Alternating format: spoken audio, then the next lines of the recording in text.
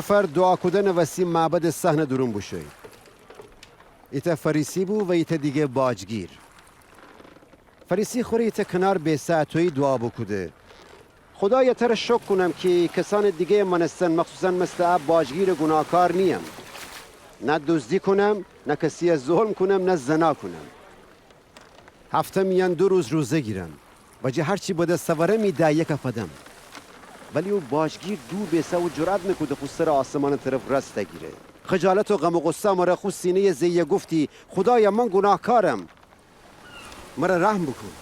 شماره گم خدا او باجگیر گناهیان ببخشه و اون بوشو بخانه، ولی او فریسی نبخشه. هر کی بخوای خوره پیلکس نشان بده کوچیکه به و هر کی هم خوره کوچیکه کنه پیلکس به.